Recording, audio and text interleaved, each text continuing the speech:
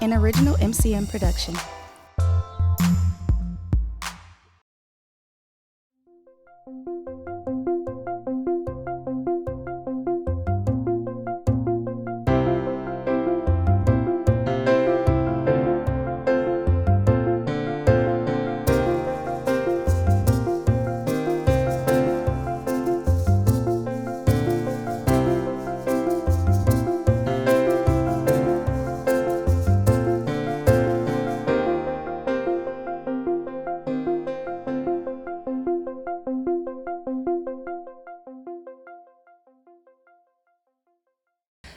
Now, to introduce our program is Darren Miller, who is the president of JM Construction. Darren.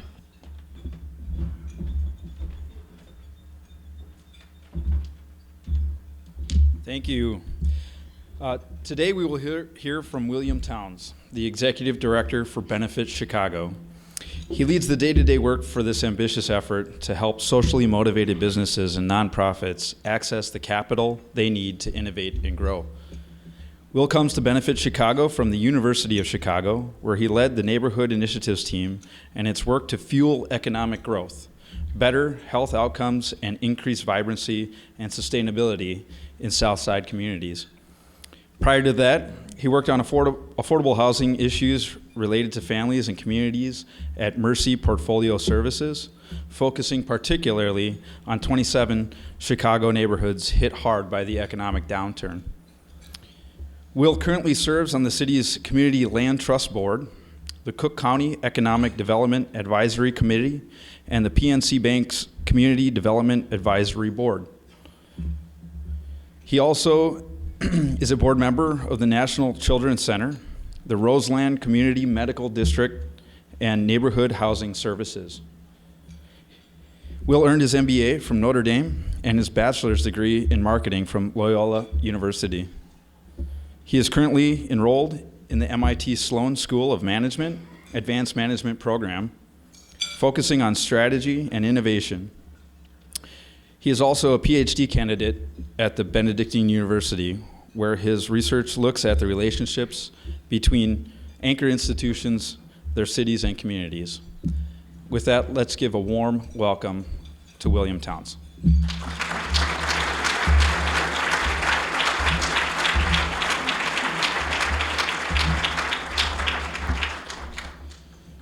Thank you for that warm introduction. I've been told we've got strict time limits here, so I'm going to stick to that. It's difficult as a PhD candidate. We're told to talk more and more, but here I'm going to try to keep it concise to make sure we can get to the rest of the program.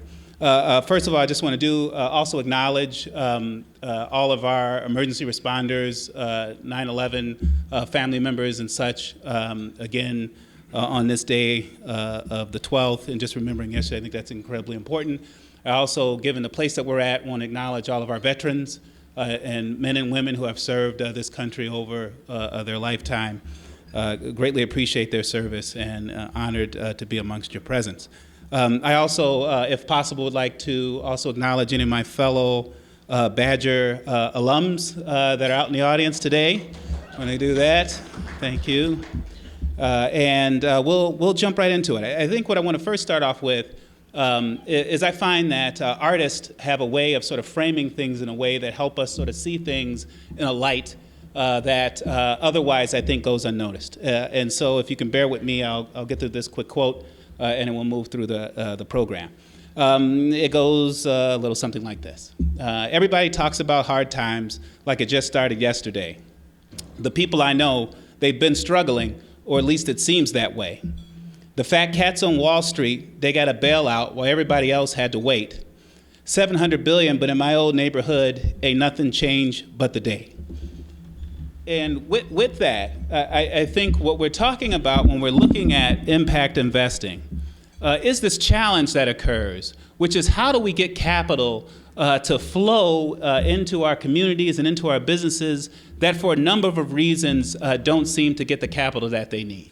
This is capital that they could use to grow, that they could use to expand their businesses, but it's the lack of flow of capital that keeps a lot of our businesses and communities in this sort of perpetual state of disinvestment.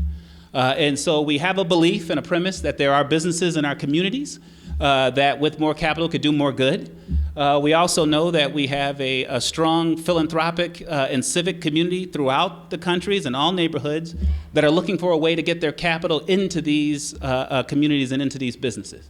And so Benefit Chicago, in a way, acts as the bridge between those businesses, social enterprises, for-profit nonprofits, that are looking for capital to grow, and individuals, corporations, philanthropists, and others who are trying to get the capital into these organizations. So we actually act as a conduit.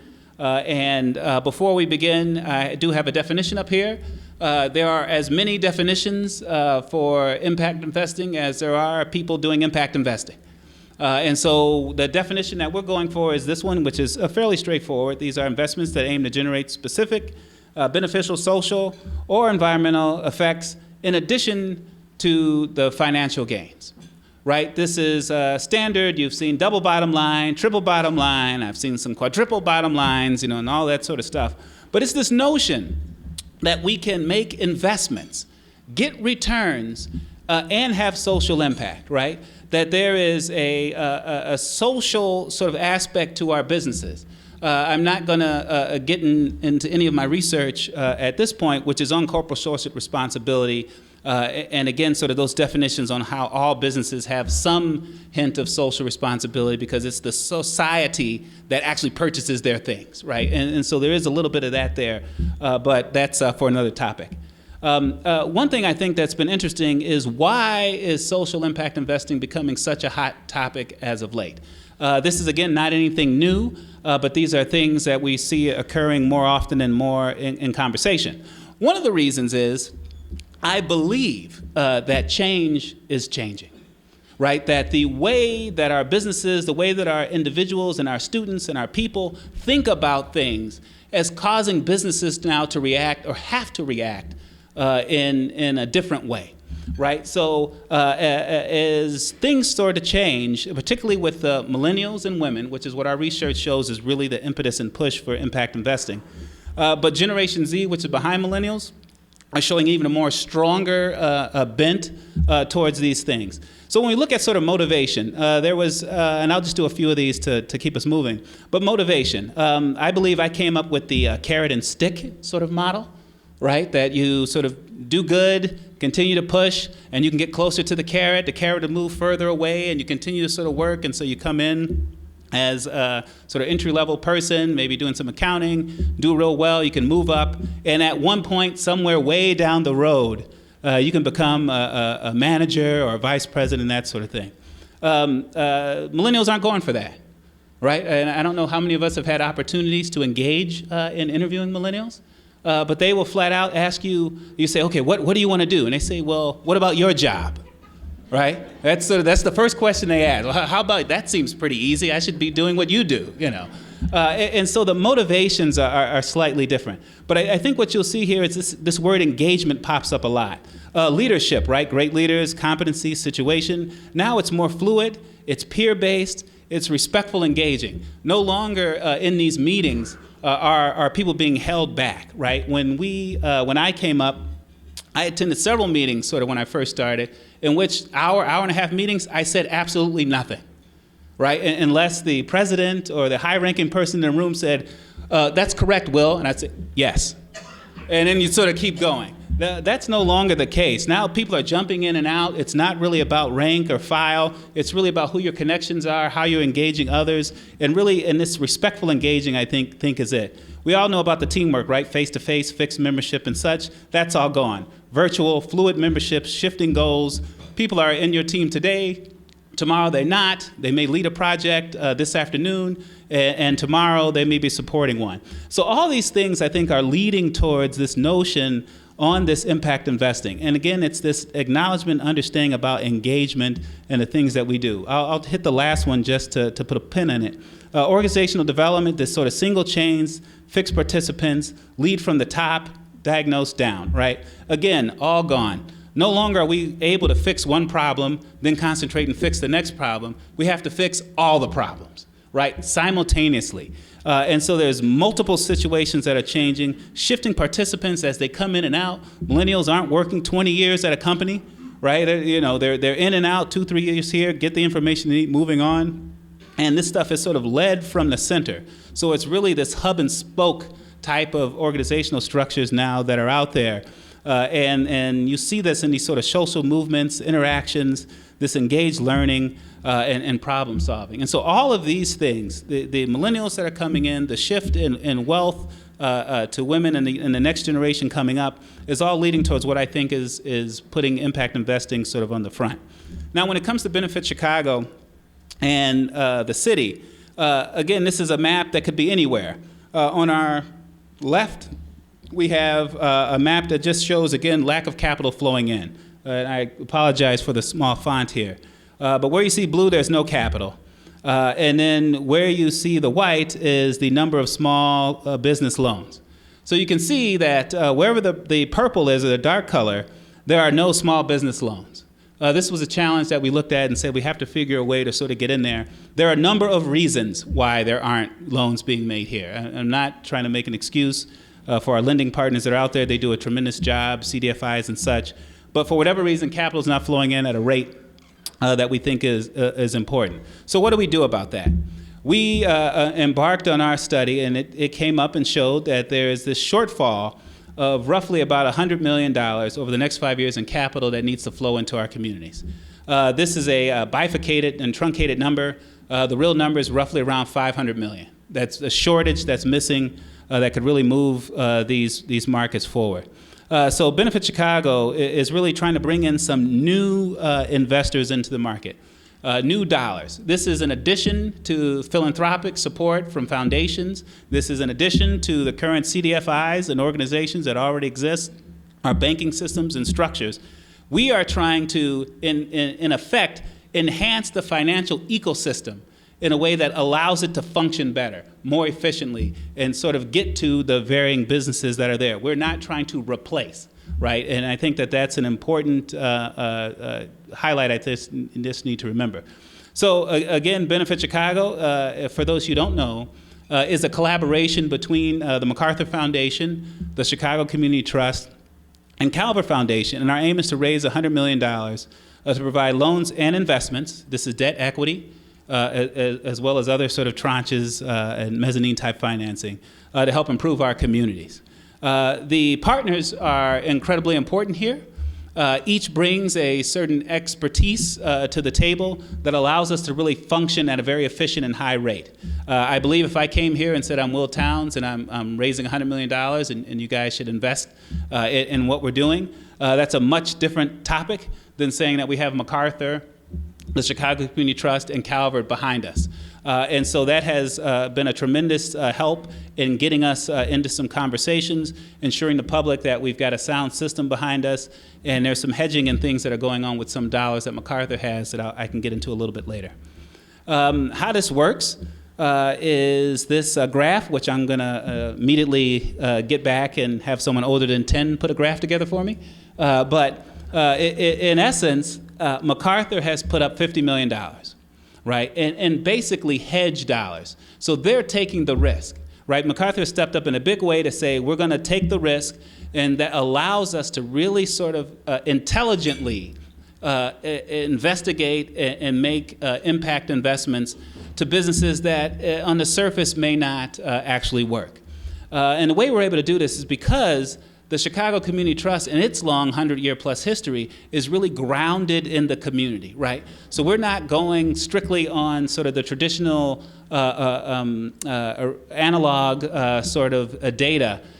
We are trying to change the algorithms that are used to assess what is valuable. So we're in the communities. We're talking to neighbors, talking to community groups, understanding what their perception of the business is, how often they visit, how they view the company, how they view the services and things like that, that allow us to get below the surface of the how many rooftops do you have, what's the average household income, what's your sales, and that sort of stuff.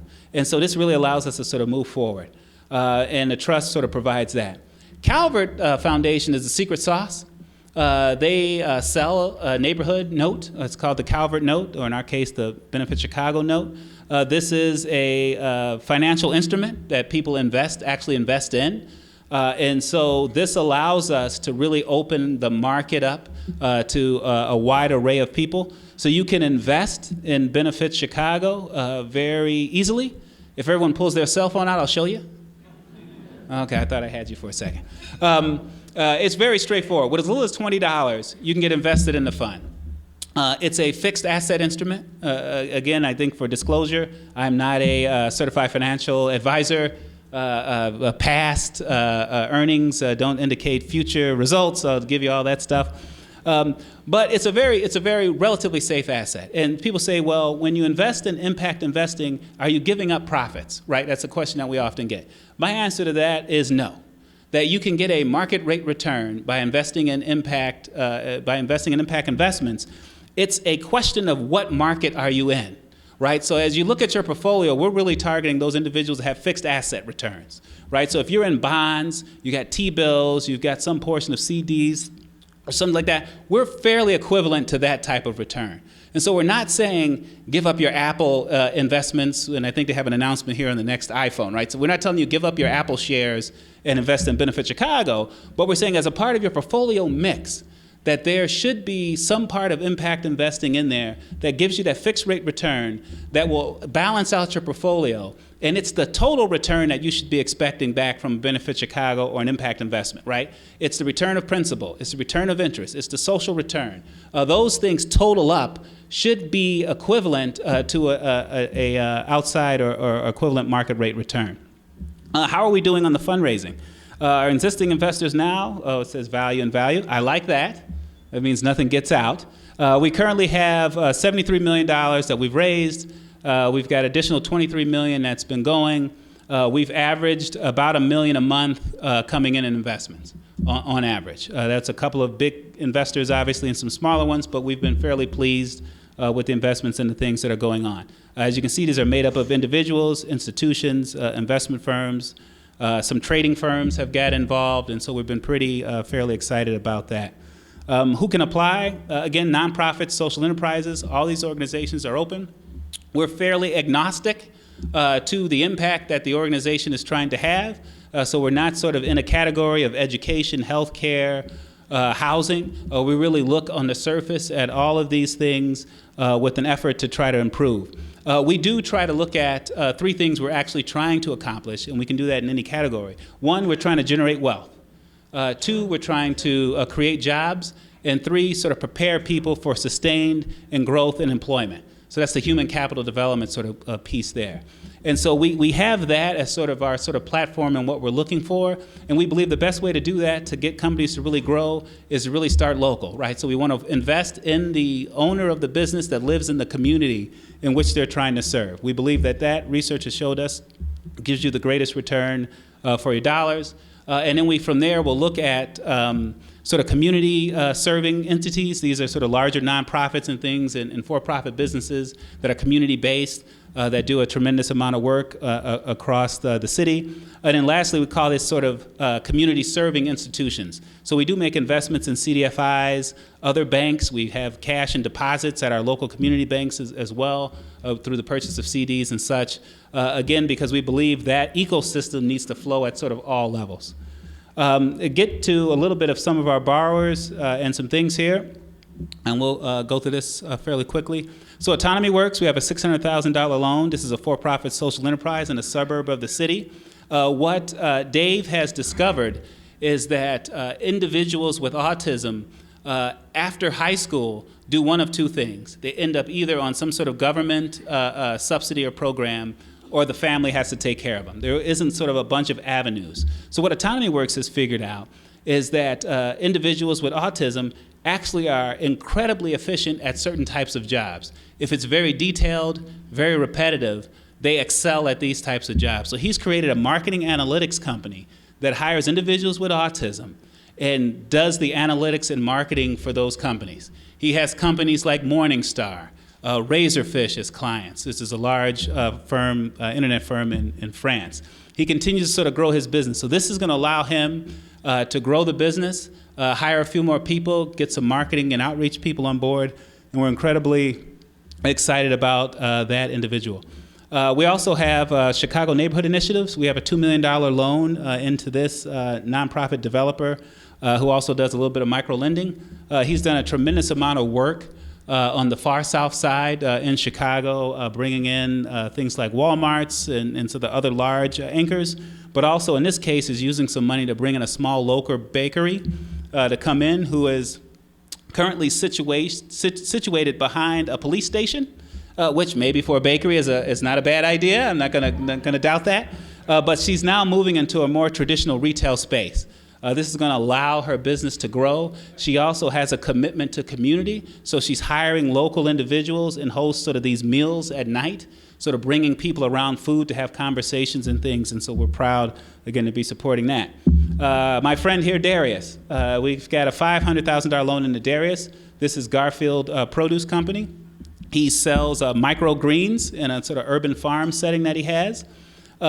Darius, because of a small mistake in his past, ended up being incarcerated in prison. The Cook County program has a sort of training program right before you get out where you take some classes and training. He learned farming in that program. Got out of that, came back to his community, and opened up Garfield Produce Company. He's got about 19 restaurants where he serves the greens now.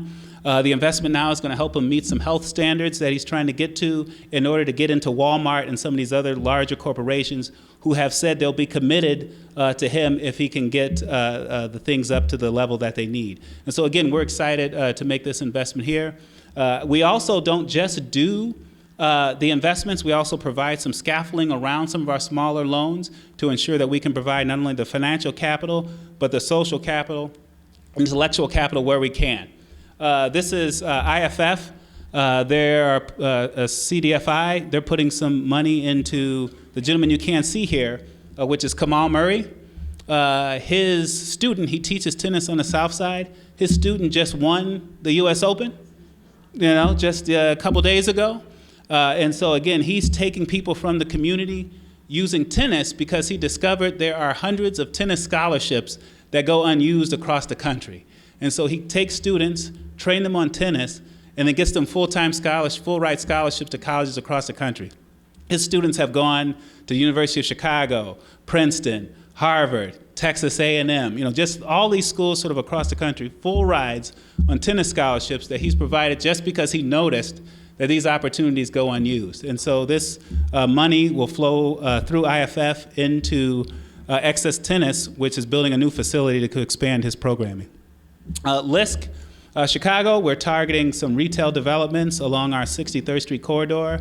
Again, this money will flow into small entrepreneurs and businesses that are going in. And then lastly, we'll talk about Sweet Beginnings. This is a $500,000 loan. This is a small neighborhood, North Lawndale in Chicago, who has roughly about 8,000 people returning from incarceration each year back into the neighborhood. Right, returning citizens coming back in. She saw, Brenda, who's the executive director, saw that there was just a need for something to be created to help these individuals have a quote-unquote sweet beginning back to sort of re-entering. And so this program uses honey-based products. They have beehives and other things on their campus and sell honey-based products, lotions, honey for your teas and sweeteners and things like that. They're at both airports in Chicago. They're at Whole Foods. They're at a couple of other places as well. This money will help them expand as they go forward. This concludes my slide. I think in general, just one quick topic. One, minimum loan requirement that we have is $500,000. We know for a lot of our businesses, they don't meet that requirement. That's why we're investing in CDFIs that are doing micro lending. So we'll put money and invest in institutions that do those micro lenders and have relationships with them to allow people to flow to us into them for those smaller loans. And then we're flexible, again, on the rates and the terms, depending on what the organization is looking for.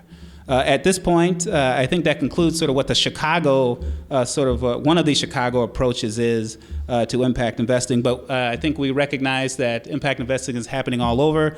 And there's some interesting things, I think, happening right here in our own backyard here in Milwaukee and Wisconsin.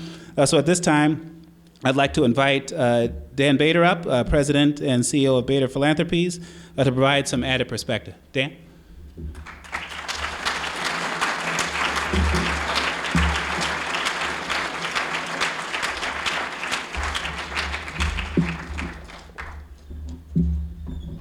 Thank you, William. Well, first of all, I want to tell you how honored and humbled I am to be here today in front of Rotary of Milwaukee.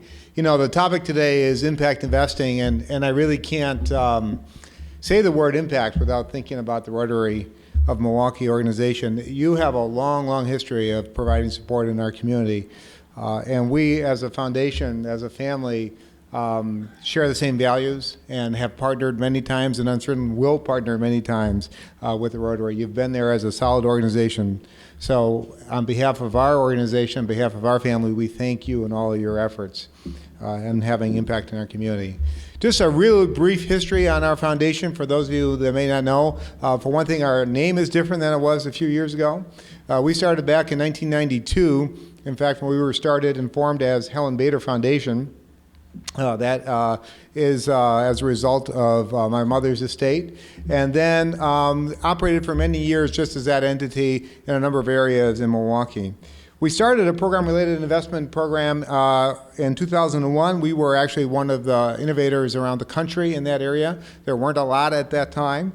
And we did that because we really felt that we needed to bring innovation into philanthropy. Philanthropy has kind of been doing the same thing for a long time. You know, people apply to foundations for grants. We get the grant applications, we process them, and we send the check out. And it's been that way for a long time. What we felt, and our staff and board felt, is that we needed to bring in, at least for our own purposes, a lot of innovation into what we do.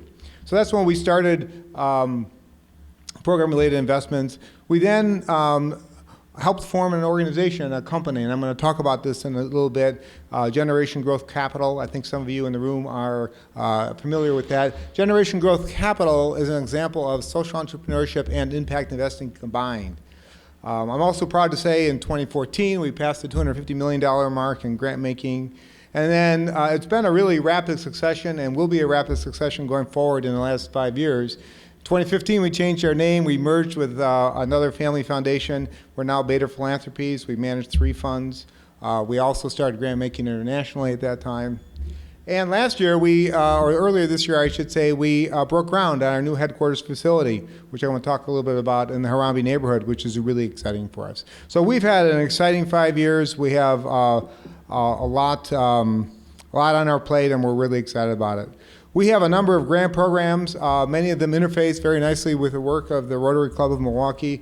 We've been working in the area of youth development, aging, Alzheimer's, economic workforce development, arts, and what we call Milwaukee Community Initiatives for many years. We've been in those areas for a long time.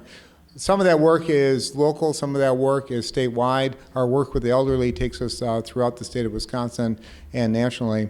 But recently, over the last couple of years, we've expanded to 6 additional countries around the world, and we're working in emerging communities, in emerging societies, and operating in the area, granting in the area of social equality. So that's taken us in a whole different direction, which has been very informative for us. So let me just talk about PRIs. Let me just do a bit of a language check because this can get all very confusing very quickly. As William said, when you talk about impact investing, it's a pretty wide field. The language has actually changed a lot over the last decade.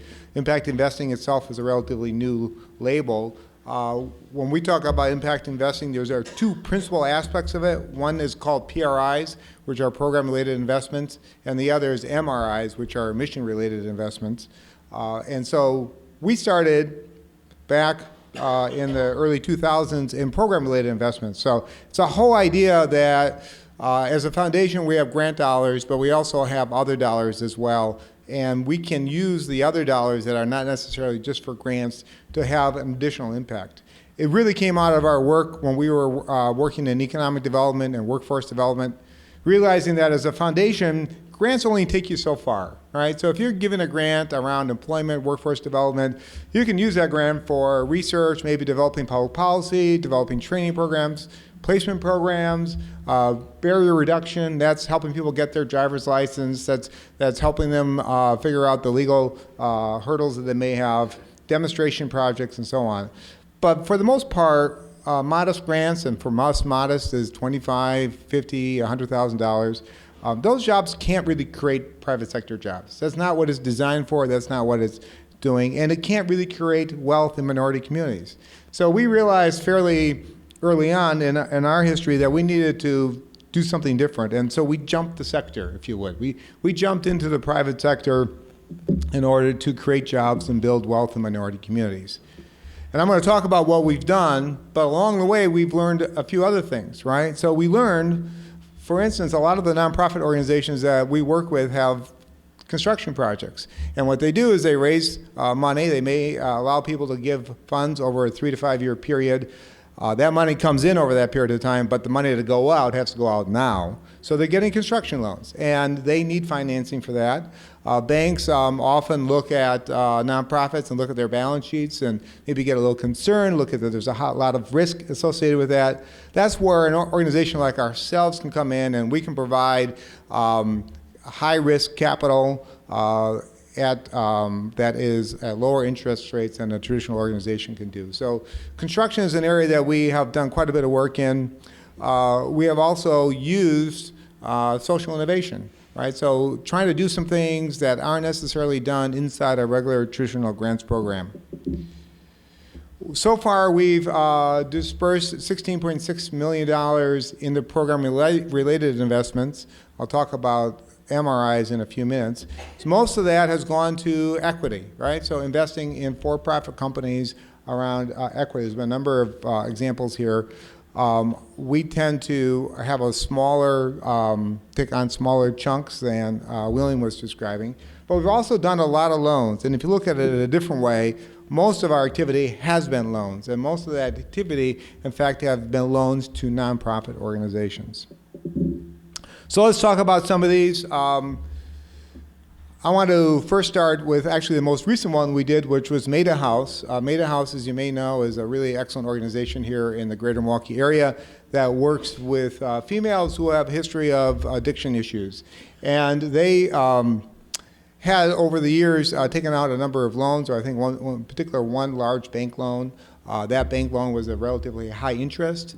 It was really killing them on the balance sheet. It was killing them on their income statement because they were paying a lot of interest expense. And they came to us and said, we want to refinance this. Can we refinance this? And so we worked with them, and we gave them a $500,000 loan at low interest over a 5-year period of time in order to reduce their interest expense and to help out their balance sheet. And at the end of the day, it's a financial transaction, of course, but really what we're talking about is their ability to provide additional services, right?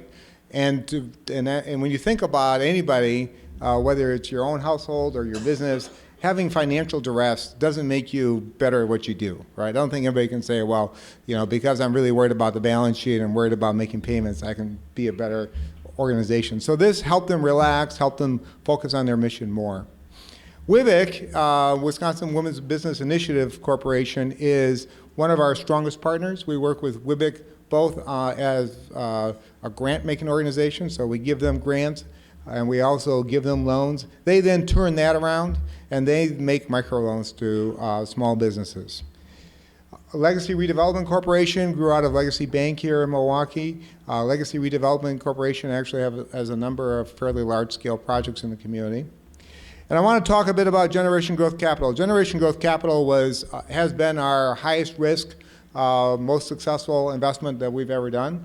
We've so far in the program-related investment side have invested over $10 million in Generation Growth Capital. And we've invested recently additional money from our mission-related investments. So what Legacy Bank is, it was a partnership. It was a partnership between a foundation, ourselves, between a bank, M&I Bank at the time, BMO now, and R.W. Baird. And we came together and we say, you know what? This area, this community needs more private equity. And it particularly needs private equity in businesses which are in low-income areas. And it needs private equity that has two bottom lines. That has a social return and a financial return. And when it comes to these types of things, one of the things you learn very quickly is that you have to have the financial return first, right? Or you don't have a business, right? And then you can like talk about what the social returns are. So generation growth capital is one of those examples where you can really do a lot of innovation.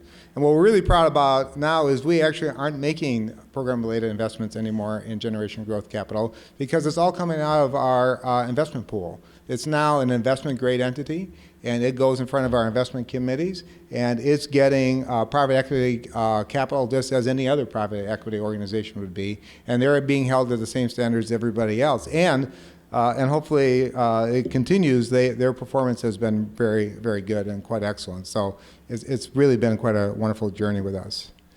We're proud of the social returns. We've created jobs, and we've preserved jobs, particularly during the economy.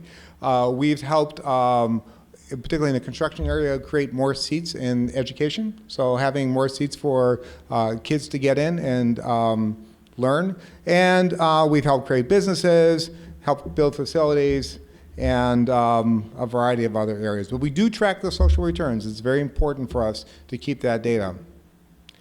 So where do we go from this? We had a board retreat a few years ago. Out of that came a real commitment, a real renewal around program-related investing and impact investing.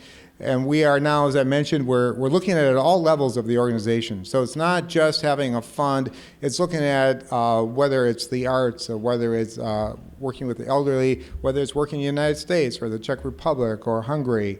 We're looking at it everywhere that we are operating.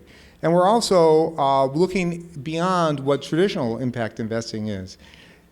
We, as a foundation, really believe that we have to lean into this, right? We have to use innovation in everything we do. You may be familiar, some of you may be familiar that we're building a headquarters. We decided to build that headquarters in a neighborhood in Milwaukee for a variety of reasons. One is that it was a neighborhood that sorely needed investment capital. So we came in and we are one of the few investments in this particular area. And that is by itself, you could call it an impact investment. It's a very large investment on our behalf. But it puts us in a neighborhood, and it puts us close to the people. And I really feel strongly that all of us who have privileges in life need to really get ourselves closer to people that don't have privileges in life. And this opportunity for us has put us directly there. We've now had 7 opportunities to interact with various listening sessions, and William was talking about that, where in fact we have one next week, where we go in the neighborhood, we serve some coffee, and we have conversations, and we ask people what's important to them, what do they want, what do they need in their life, and we do a lot of listening, right? We don't do a lot of telling, we do a lot of listening. And it's really fascinating what people have to say, right? People want to have a job. If they don't have a job, or they want somebody in their family to have a job, they want to take care of their elderly, and they want to take care of their kids. It's all pretty simple. But what we've learned is, and what we're excited about, is we are forcing ourselves into an opportunity where we have to listen even more. We can't just drive through it, drive by it, look at it, read about it. We have to be part of it. And we're excited about that. We're also excited about the fact that we will be making some additional impact investments right around us. We now have a vested interest in it, right? We want a safe neighborhood for our employees. We want a place where we can go out and just feel very proud of it. So we've already have some impact investments lined up. So just to sum it up, I would say that what I really think that we all need to look at as organizations is how we increase our impact. And whatever vehicle it is, whatever techniques we use, what we're doing, frankly, isn't enough. All of us in this room have in some way or another been trying to work in the area of improving our community for many years. And though our community has improved, it needs to improve more, frankly. And so whatever we're doing, we're not doing it enough or more innovative enough, and we need to do more. Thank you.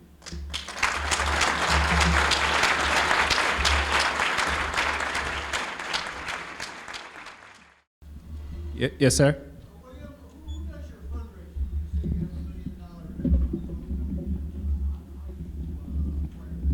So the question is, who is leading our fundraising or our investment sort of strategy? Myself. We're a very small team. There's 3 people at Benefit Chicago. There's myself as the executive director. I have an assistant and a role that we call the navigator, who works with the people who apply, and that's the team. So we're out doing things like this, talking to people every day, stressing the importance of getting involved, and that's how we're doing it. I don't know if that's the case, so we still have some money to raise, but thank you for that. I appreciate it. Yes, sir. So there's a lot of research around this sort of particular topic and issue, right, on how do we sort of reduce the violence, right? And Chicago is unfortunately becoming well known for this. I think it was over the 4th of July weekend, we had 101 shootings, right? 101 shootings over like a 4-day weekend. It's ridiculous, right? And so we're trying to do a lot of things there. One thing that has come up with, and this is Arnie Duncan, who was the former Secretary of Education, has returned to Chicago, and he's got a firm, organization he's put together that's looking at this particular issue. When you talk with the individuals that are potentially the crime makers or victims, you find out that it's probably around $15 an hour that makes them make a decision whether I'm going to hang out on this corner or I'm going to get a job, right? $15 an hour. So that's basically when we talk to them what they think is the avenue. You say, well, you work for $8, $10, and when you get to 15, you start to see these young men and women sort of perk up to try to really do something. So I think there's a couple things. One, employment I think is incredibly important to getting people there. But I don't think this notion of nothing stops a bullet like a job is totally true, right? That it's sort of they're idle and they do this. I think what we really have to do is to sort of look at how do we get people to care again, right? How do we get people to be concerned about each other? And the one way we can do that is to show respect and show that we committed and care to these communities that for a long time has been neglected and overlooked. And so one of the things that we're doing is really trying to get into the communities, as Dan was talking about, listen, understand, and support, right? So how do we start to create opportunities for these individuals to seek employment and to really sort of change their lives around the way that they would like to do it? Because again, you can't tell them, here's a job, here's what you're going to do. But it's really, what are you interested in and how can we help and support that? And those are one of the avenues that we continue doing. But I don't think there's a silver bullet. There's a number of initiatives that we're working on to try to reduce that. So last year, about 13 months ago, we had the Uprising in Sherman Park, which was a weekend of violence. And we used the opportunity as a foundation to start by learning. So we had an engagement team on the ground in the Sherman Park neighborhood over the weekend during the violence, learning, listening to people, talking to people, and talking to people on all sides. So you have the perpetrators, the people creating the violence. You have people trying to prevent violence. You have people who are really good neighbors, and they're there to try to calm things down. You have law enforcement, of course. And what we really want to do is listen to where everybody is coming from. And we followed that session up, or that engagement opportunity up, with having listening sessions, focus groups in our office immediately after, and we've had several thereafter as well. And so, what William said, for one thing, is around jobs. The youth of today are really frustrated. I mean, they're just really, really frustrated. This is what you hear from them is everything from their perspective is stacked against them. They don't have, they're not in a system where they're getting the education that allows them to get the jobs that are available. The jobs that are available aren't paying that very much money. And so there's a lot of frustration that's built up. One of the more interesting focus groups I was in was 2 months ago, and it was a focus group with successful African-American young adults. So these are young adults in their early 20s, and we asked them, what do they think of this uprising? Thinking that they may say, oh, those people, they're giving us a bad name. And what they said to us, we supported that. We thought that was good because people need to make some noise, is what they said. Now, you may agree or not agree that violence is a good thing, and that was a bad thing, but what it comes from is just a tremendous amount of frustration. And I would add to what William said is that from frustration can come two things. One can come anger, or one can come action. And what we're really trying to get our head around as an organization, as a foundation, is how can we support healing? Because it's the healing process. When people are frustrated, How you take that frustration and you turn that into action. We don't want the violence. Nobody wants the violence in our society. It's not acceptable.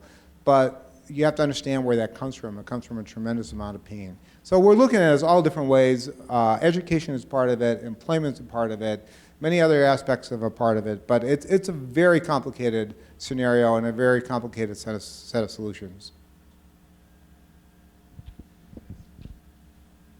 Yes, sir. You put extra restrictions on your loans and investments and ERIs and program investments? Well, different. You mean extra in terms of a grant? Well, if you do a grant, you probably have strings attached to what you're expecting, et cetera. You do the same thing with an investment. Well, the first thing is they have to pay us back, right? So grants Agreed. go out the door, and it's a one-way transaction, and we expect social returns. With a program-related investment, it's a term, so typically 3 to 5 years. There is a financial return, maybe very modest, but we expect to get those funds back. And that is often a heart-to-heart conversation, like, are you real about this, or are you just trying to get this money and have us and ask for forgiveness later? If that's the answer, then let's talk about a grant. And we would say the same thing. So there are, as a part of the application process, the applicant gives us their impact and how they're going to measure it. So we're really looking to try to get into how are we measuring the impact. And so we really rely on the organization to try to tell us, here are the things that we're going to do, here's how we're going to prove that we're doing it, and here's the revenue and things that sort of go along with that. So we're both tracking and requesting the impact measurements and obviously the return of principal. I would say that over 15 years, our loss rate is under 5%. We'll take one last question. There's a young lady in the back. I'm not discriminating, but yes, please. Oh, you're kicking that to me first? Yeah, no, Okay. I'll go for that one. I think it's this frustration, to be honest, that there are a number of organizations that are incredibly impactful that are out there really trying to do good.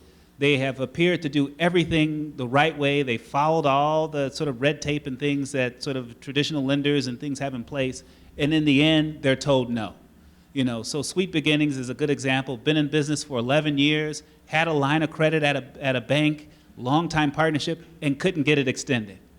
It had done everything right, paid all the loans, did all stuff, and still couldn't get it extended.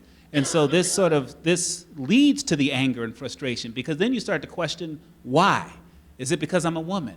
Is it because I'm an African American? Is it because, you start to sort of think about these things, and as that stuff festers, it really creates this anxiety and anger towards the system that's out there. And so we're really trying to come in, I think, to try to be different.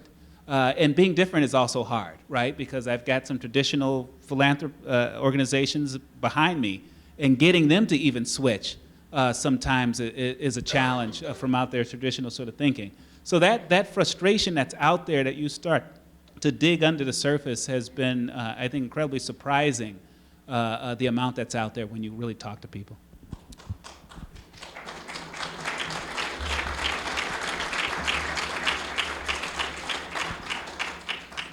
I spent recently 3 days in a workshop that was around race. And it was about 80 people, 10 of us were Caucasian. We were the minority.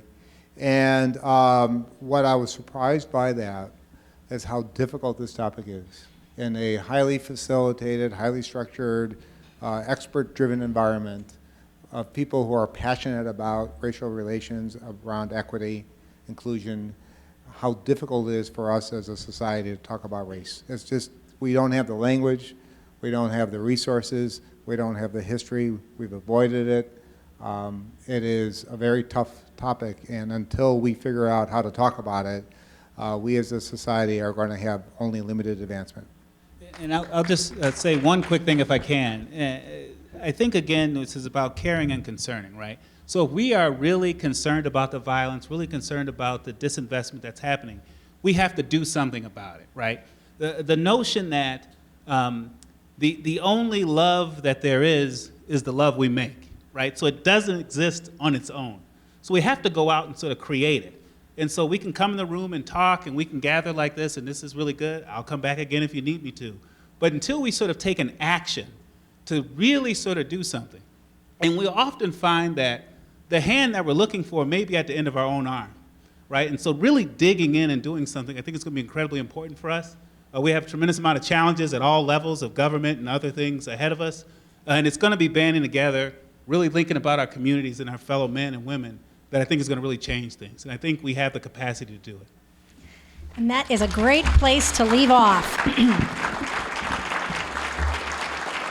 So I want everyone to know I had the opportunity, thanks to Dan Bader, to hear Will Towns speak many months ago, and he impressed me then, but he did it again today, so thank you. And thank you, Dan. Dan's been a wonderful mentor to Herb Cole Philanthropies, and so I'm grateful to both of you for being here, but Rotary is also grateful to you. We are an international leader in the fight to eradicate polio. Over the last 30 years, Rotary has immunized 2.5 billion, with a B, children. So in honor of you two today, as well as our district governor visiting, we are making a gift in all of your names to the Rotary Foundation to purchase 50 doses of the polio vaccine, bringing us that much closer to full eradication. Thank you once again.